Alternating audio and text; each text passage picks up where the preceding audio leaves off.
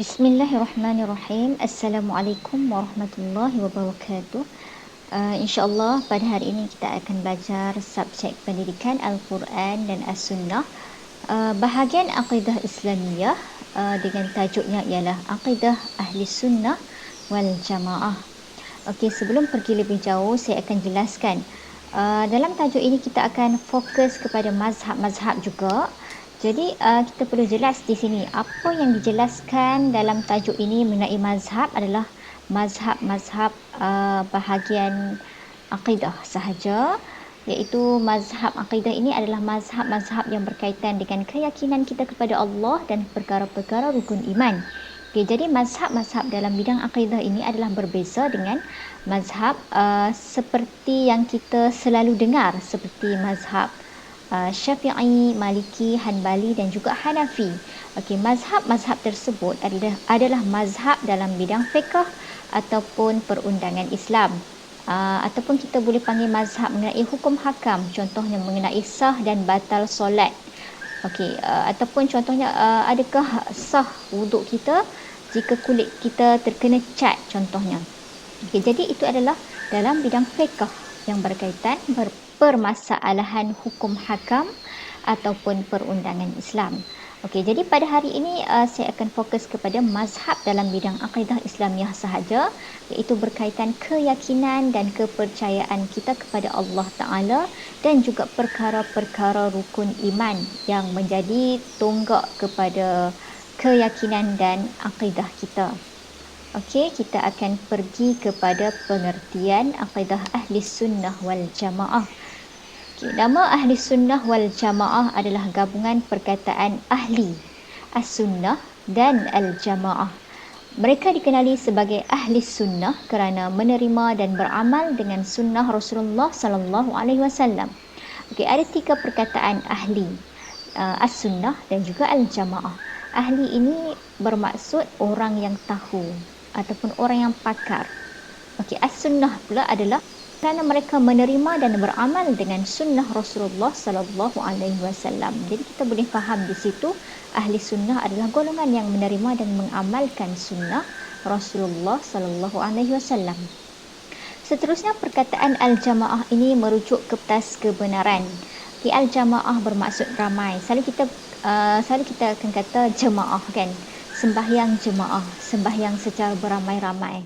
Okey, jadi kita sebut al-jamaah. Al-jamaah di sini adalah berkumpul di atas kebenaran dan bersatu untuk berjihad melaksanakan amar ma'ruf dan nahi mungkar, menghidupkan as-sunnah dan menentang perkara bid'ah yang sesat. Okey, itu yang maksudkan dengan al-jamaah, iaitu mereka berkumpul untuk melakukan kebenaran, melaksanakan jihad, amar ma'ruf, mencegah perkara kemungkaran serta menghidupkan sunnah Rasulullah dan juga menentang perkara bid'ah yang sesat. Okey, kita akan melihat kepada nama lain bagi wal jamaah. Okey, ada 4 nama lain iaitu as-sunnah, iaitu golongan yang menerima dan mengamalkan sunnah. Al-jamaah iaitu kumpulan yang bersama-sama menegakkan kebenaran tadi, melaksanakan jihad, menegakkan amar ma'ruf nahi mungkar. Okey, kemudian as-salafus soleh. As-salaf bermaksud yang terdahulu. As-soleh adalah orang-orang soleh. Jadi bermaksud di sini orang-orang soleh terdahulu. Kemudian hadis ataupun orang yang arif ataupun yang alim tentang hadis Rasulullah sallallahu alaihi wasallam. Okay, jadi kalau disebut as-sunnah, golongan as-sunnah ataupun golongan al-jamaah ataupun dipanggil golongan as-salafus soleh atau hadis, jadi ini adalah semuanya merujuk kepada ahli sunnah wal jamaah. Seterusnya kita akan melihat kepada mazhab ataupun aliran ahli sunnah wal jamaah. Okay, ini tidak ada dalam buku teks, cuma sebagai pengetahuan tambahan. Okay, dalam mazhab akidah ahli sunnah wal jamaah itu sendiri akan ada 2 aliran ataupun mazhab yang lain. Kita panggil aliran pertama sebagai aliran salaf yang terdiri daripada Rasulullah sallallahu alaihi wasallam, sahabat, tabi'in dan juga tabi'at tabi'in. Okey, jadi ini adalah golongan yang terdahulu lah kan. As-salaf ni adalah golongan orang-orang soleh terdahulu yang terdiri daripada Rasulullah, sahabat, tabi'in dan juga tabi'at tabi'in. Seterusnya golongan khalaf terdiri daripada golongan aliran al-Asy'ariyah dan al-Maturidiyah. Okey, aliran al-Asy'ariyah ini adalah satu aliran yang mengikut seorang tokoh al-Asy'ari. Okey, dan juga ini pula yang mengikut seorang tokoh al-Maturidi. Jadi di sini sahaja khalaf itu sendiri akan ada dua aliran, iaitu al-Asy'ariyah dan al-Maturidiyah. Okey, secara asasnya kita akan nampaklah ahli sunnah wal jamaah ini terbahagi kepada dua, itu salaf iaitu yang terdahulu, dan yang zaman sekarang inilah kita berpegang kepada khalaf iaitu aliran al-Asy'ariyah dan al-Maturidiyah.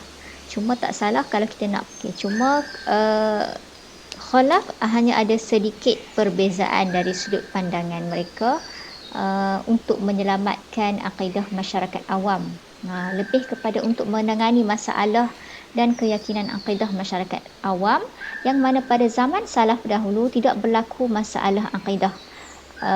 Seperti contohnya mereka tidak dibenarkan untuk berfikir lebih-lebih tentang perkara akidah.